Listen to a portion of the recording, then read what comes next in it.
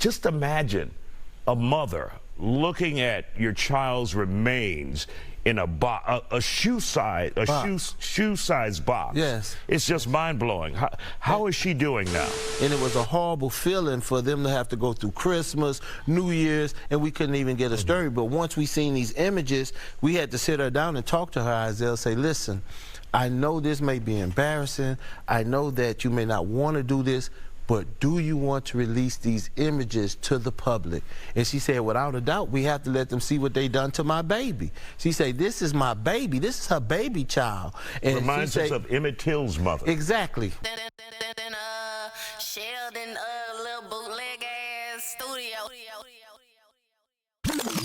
Oh, now what's the motherfucking deal, man? Welcome back to Sheldon's bootleg ass studio, where you come to kick it, vibe out, and shoot this shit with Sheldon. If you hadn't already, make sure you hit that like button, subscribe to the channel if you are a newcomer, or if you are a returning viewer trying to see if you fornicate with the channel. On God. Video of today, we got a sad story coming up out of Mississippi. Rasheem Carter, 25 years old, found deceased and dismembered at the hands of a mob of white men in Mississippi. You understand? Now, he called his mom. He let his mom know he felt the way about this group of white men, and he also notified the police, but the police failed to do anything, failed to take any precaution or anything. But you know, that's why it's important for you to arm yourself out here. You know, keep your shank, keep you some mace, keep you a gun, a baseball bat. I travel with a baseball bat in the car. I go upside the motherfucker head on guard, and I use it at any moment that I need to. Stick around, because I got a video, a personal video of me having a situation, having to protect myself and my family. So you stick around, man. Let's go and get up into this video right now. If you ain't fucking with my nigga Sheldon, nigga, fuck you. Yeah. And welcome to The Factor Uncensored. A murder in Mississippi is now on the radar of federal investigators. This comes as an autopsy of the victim, Rasheem Carter, revealed he was beheaded. The 25-year-old was last seen alive in October. Now, parts of his body were found in the woods a month later, and another haunting detail, his family... Those are clean ass bones. Look at his bones. Clean. Man, it take years for your body to start decaying and shit like that.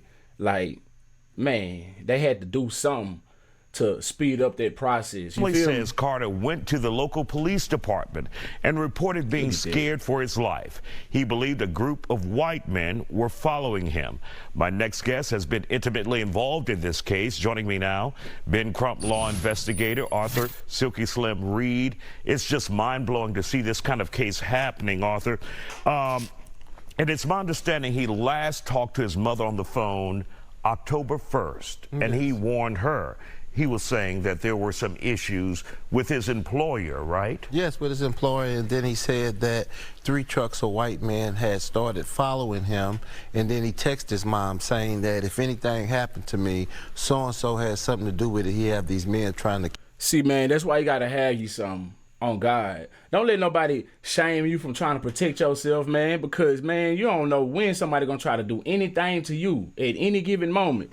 Yeah, I bet if he had a pistol, a bat, or any damn thing on him, the man probably would have survived a little something. You know what I'm saying? He would have at least killed one of them before they took him out. You feel me? Something. And then he was also caught on a deer camera in the woods with a large stick on his shoulder, and his shirt was ripped off of him, and he had bruises on him. So someone was after him, and someone was chasing him. It sounds like a hunt. Yes. They're hunting him. They're hunting him, that's right. And he was seen on that deer camera, and that photo that was on that deer camera, even though they knew he was missing, was circulated through the town at a truck stop during breakfast time, and people were talking about it.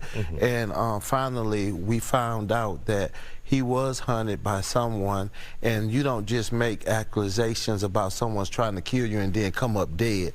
What's crazy about it is that the sheriff on the first day ruled out foul play. We don't see any foul play. When his head was detached from his spinal cord. How does that... They ruled out foul play. Man, if racism ain't alive and well in 2023, shit, you lying to me. Happened. I don't know, man. It's Mississippi. It's Mississippi burning 2023. And we're on top of this 24/7. We haven't rested on this case. And think about this, that we've had this case since December, right after the remains were found in November, and couldn't get a news story broke on it. Only a couple of people would show up. Only a couple of cameras would show up. So we couldn't get the story broke until now, once we had the images of the remains. And what the state was actually telling us is we're conducting an autopsy, so we're going to turn the body over to y'all as soon as we get through. So when they call and say that they were turning over the body, when I went to Mississippi and it was the size of a shoebox, I was like, what kind of sick joke is this? Wow. And we're looking at exclusive pictures you've provided for us. His remains was all put in a box, and the box was the size of a shoebox. That's how much of his remains that they had at the time. Wow. Here, what are we looking at, Arthur, right now exactly? That's the vertebrae, parts of the vertebrae. The other picture that you see, that's the skull that was inside of that. That's this man's skull. The picture that we was just looking at a moment ago, that 25-year-old man, Rasheem Carter, this is his skull right here.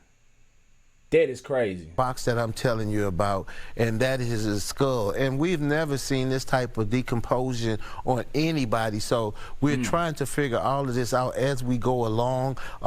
Was any kind of substance used? What has him in the shape that he's at? Because it would actually take, you know, we dig up mummies and there's still skin, there's hair. We don't have any of that. That's the question I had for my producer. I'm like, how can you have a skull in that amount of time? And of course, this has been examined by the pathologist, the medical examiner, and they've positively identified him as this. That's why some of the teeth were missing, because they used the root of the teeth to take DNA and and this is no new news as far as dismembering, white people dismembering black people because of whatever reason. I need y'all to go look up Madame Lala Reed. She was one of the most vicious slave owners in history. She was even ran out of her town, New Orleans, by white people because she was so vicious. You know what I'm saying? What she used to do with she used to perform transgender surgeries back then. She used to do all kinds of little operations on her slaves. She was real vicious. Like, yeah, check her out, Madame Lala Reed. Look her up.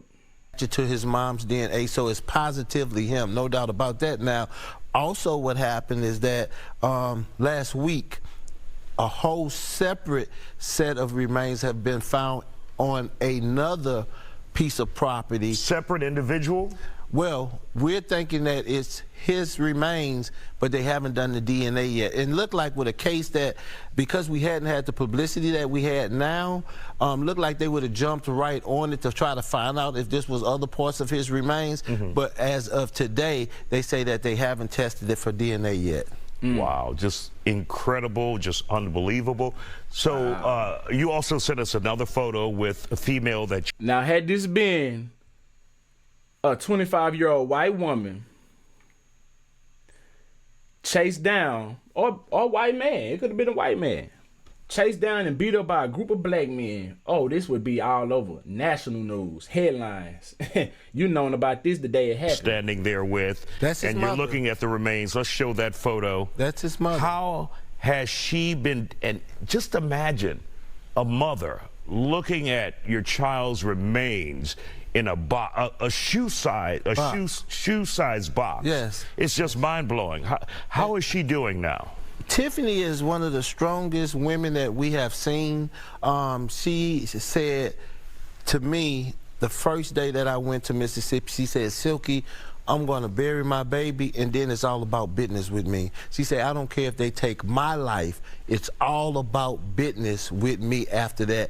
We have to find out who killed my child. And one of the things that was happening is that I promised her, I say, I promise you that we're going to get this broke. And as a team with Crump Law, we never make promises that we can't keep. And it was a horrible feeling for them to have to go through Christmas, New Year's, and we couldn't even get a story. But once we seen these images, we had to sit her down and talk to her, Isaiah, say, listen, I know this may be embarrassing. I know that you may not want to do this, but do you want to release these images to the public? And she said, without a doubt, we have to let them see what they done to my baby. She said, this is my baby. This is her baby child. And reminds us of Emmett Till's mother. Exactly. It reminds you exactly of the same story. The way this young man was lynched, no doubt about it in our mind, he was lynched. I don't care what kind of stories they concoct, he was lynched. And we see the results of that by what we have in the shoebox. In the last 30 seconds that we have, what is it like for you as an investigator for Ben Crump and an investigator in general to hear a black man has been decapitated?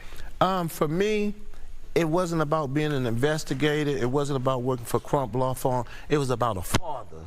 I got a 25-year-old, and I was like, I'll be damned if I didn't do everything and turn over every leaf that I could turn over to find out what happened to my son. So I took this as my son, and I sleep with that every night. I was tossing and turning, and now I'm starting to ease up a little bit because we're coming closer to actually finding out. We got people on the internet that's talking. We got people that's giving up names. So now we're coming a little bit closer to finding out what happened to Rasheem Carter because somebody's seen what happened to Rasheem. All right, sir. We thank you for coming on The Factor Uncensored, and we appreciate this. And we want to send our best to the family. Just a horrible. Yeah, man, it's a very horrible situation right here, man. They try to rule out foul play. Like, is the police in on it? Then I gotta ask them, like, was the people who did it, was any of them working for law enforcement? Because why are you going to the lengths to try to cover it up to say no foul play when clearly this man has been tortured and beaten and all of that, you know? And his skin is not even on his bones. His flesh is not even there. Man ain't even been dead that long. But anyway, you feel me? That's why you got to protect yourself, man. You got to protect yourself out here. Unfortunately, this man was unarmed. I'm sure he was unarmed. I don't know this to be 100% sure. But I can almost bet you the man was unarmed. And I don't know what the stand your ground law is in Mississippi, but I'm sure being in the South is just like in Texas. You know what I'm saying? You get to stand your ground. But anyway, speaking of stand your ground, so I'm traveling with my family. I'm with my fiance. I'm with my youngest daughter at the time, and we are traveling on our way home. Right? We on I-20. And we come behind this truck. Let me get the video pulled up. We come behind this truck. The truck is going a little slow, and to the left of us is a diesel. The diesel is trying to pass the truck that's in front of me. So once the diesel is up a little bit and I can get over and behind this diesel, I get behind this diesel, and I put my blinkers on, of course, and I had plenty enough space. Now behind me is another diesel. This diesel here is upset that I got over, I guess. For some reason, he's upset and he hits his gas. He zooms up behind us. You feel me? So I'm looking up in my rearview mirror like, what the fuck this man got on his mind? He like literally, if my car and his truck was humans, they could reach out and touch each other. He was that close to my rear end. Like if the diesel in front of us stopped for any reason, if the dirt run out or anything, man, our ass is grass. He gonna roll right over us. You know what I'm saying? Anyway, so he's finally able to get over. He's flashing his lights, being hysterical and shit, by the way. You know what I'm saying? So me being me, I didn't get over once I was able to get over. You know what I'm saying? I stayed in my lane doing the speed limit because that's what I do. I'm very adamant about doing the speed limit. I wasn't going slow, and I wasn't finna get a ticket for this motherfucker trying to force me and push me up out of his way. So me being me, I didn't move when I was able to move to get over in front of the truck. So I just waited until he was able to move. You feel me? So now he's gotten over and he's mad now. He's done passed us and he swerves over in our lane. Very unprofessional. You are driving a commercial vehicle and you are licensed to drive this bad boy. And you have a bunch of weight on this bad boy. So you really can't control it like a vehicle, like a car, a regular car. Anyway, be that as it may, he swung all on us, you know what I'm saying, letting us know he's upset. So I say, baby, you know, whip your phone out, record, or take a picture, get that license plate, you know what I'm saying? So we get the license plate. It's recording. Well, by them numbers, they'll know what state it is. Crazy doing all that speed. I'm recording, look at I am. Yeah. He don't want you to get over. And he was all up on my butt. That's 1362068. Yeah, 113 Mississippi. Mississippi 1362068 Mississippi. Okay. I got it better now. We get up to our exit. It's time for us to exit now. He takes the same exit. He's in front of us now. He takes that same exit. I'm not thinking nothing of it because I got his license plate. I'm just gonna call in on him if I decide to call in. Really didn't know if I was gonna call in on him or not, to be honest with you, but I got the number just in case I really wanted to call in on him. You feel me? So he takes the same exit that we are taking. He's in front of us, mind you. All right, it's a 1-lane exit. He gets up to the front, he gets up to the stop, and he makes a stop. And he parks his truck, hops up out there, bit. You know what I'm saying? Come to his trailer, the end of his trailer. So I'm looking like, okay, what's going on? What's on this man's mind? You feel me? He hop up out there, bitch. I got my family with me, mind you. He comes to the car and he telling me to get up out the car. As if I'm finna get up out this car, man. I ain't buy this pistol for nothing. I'm finna use it. On God. So anyway, let me let the video play for itself. All right, so soon as I realized what was going on, I told my old lady, whip that phone out, let's get the recording. You feel me? Because I'm going to need all my evidence. And see, I'm smarter than the average Joe. I just look like this. On God. But let's let the video continue. So you see him, he hopped up out his vehicle with the door wide open, and he's driving a chicken truck, and not to mention, he has Mississippi plates, just like these white men we was just talking about. Anyway, what's your problem? So you hear me, that's me. What's your problem? What's your problem? I got my window rolled down. This is my fiance recording from her side. She's on the passenger side, I'm on the driver's side. Nah, you come up. Nah, you come up. Come here. As you see, I try to get around him because it's a 1-lane. Remember, it's 1 lane. So I'm trying to go around him. It's only grass and half of a little bit of pavement right there in the street. What's your problem? What's your problem? He say I pulled out in front of him and slammed on the brakes. Now, mind you, I'm sandwiched in between a diesel, so I'm already close to this diesel because he's pushing me, but I'm still doing the speed limit. So I have to hit the brakes a little bit because I cannot go into the ass of this diesel like he's trying to do to us. On God. Okay, I bet you won't come over You see him, his nuts on the floor, chest out. here and talk to him. Yeah, come on over here. Come on over. And right then is when I click clack. You understand me? Because it ain't finna be no fight. Now, 10 years ago, I would have hopped up out the car and whooped his fat ass. On God. But I'm so much smarter than that. Because I don't know if this man got something on him. I got my family with me. I'm older. I ain't finna be doing all this tussling with you. Like I just mentioned to y'all, I bought this damn gun for a reason. And I'm gonna use it for anybody that's intruding on my safety and my family's safety. On God, as you should as well. Now anyway, I want him to come to my door and do something to me because I'm in fear of my safety and my life right now and my family's life.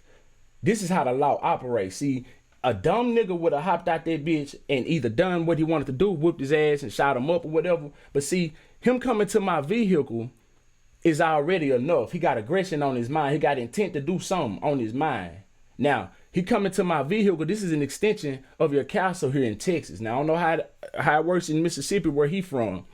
But in Texas, my car is my household. So if you come up to me and I'm inside my vehicle and you bothering me, coming with some aggression, nuts on the floor, chest out, you weigh more than me, big ass. I'm finna make pork rinds and bacon out your fat ass. On God, you come to my door, now I got every right to lay you out. You feel me? But had I opened up my door, I've opened up the door for me to walk right into trouble. You see what I'm saying? So that would have been hard to beat in the court of law. But this fat ass man coming to my door with the aggression he have, if he'd have came up, I'd have ended him. Get your ass over here. Get out. I bet you won't come over here. I bet you better get the fuck out my way. I got my kid with me and my wife with me. I bet, yeah. And there it is. So, yo, let me play it one more time for you. What's your problem? Get out. Nah, you come. You hear me? I'm opening up the I done went up in the armrest. I done grabbed it. That's what you hear slamming. What's your problem? Get out. Nah, you come up. Nah, you come up. Come here. What's your problem? What's your problem? Okay. I bet you won't come over here and talk to me. Don't stop Yeah, traffic. come on over here. Come on over here. Yeah. Get your ass over here. I bet you won't come over here. I bet you better get the fuck out my way. I got my kid with me and my wife with me. Yeah. I got my kid with me and my wife with me. I done declared on video, on record, how I fear for my life and my safety, basically. So yeah, this was all green for me to off his ass had he done anything else. You know what I'm saying? That's how you handle this shit right there. You need to start recording if you can. You feel me? Don't invite yourself into trouble. Let trouble come on to you.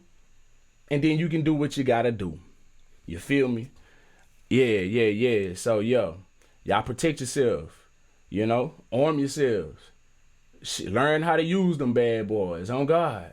Keep a knife on you if you're scared of guns. But you need to learn not to be scared of guns. But for whatever reason, keep you some mace. Get a taser. Something. You know what I'm saying?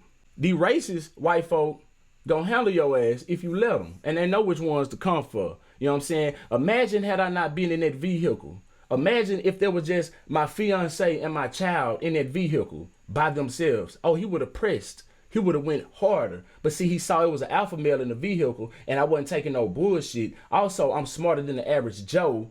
You know what I'm saying? Also, he heard that thing click clack. So yeah, on God, man, y'all protect yourself, protect you and your family. Until next time, man, I'm SheldonVybez. If you vibed all the way out to the end, I really do appreciate you. Make sure you hit that like button, subscribe to the channel. On God, we just surpassed 14K on Facebook. We sitting at 26.2K on YouTube. Make sure you subscribe to my second YouTube channel, Vybez TV. Rumble, all the same name, everything the same name, Instagram, Facebook, Twitter, all the same name. SheldonVybez, no space in between. Oh God, until next time, I'm SheldonVybez. We need y'all to be cool like the other side of the pillow. Stay light on your toes, like you suppose. Oh yeah, no. If you ain't fucking with my nigga Sheldon, nigga, fuck you. Yeah. Oh God.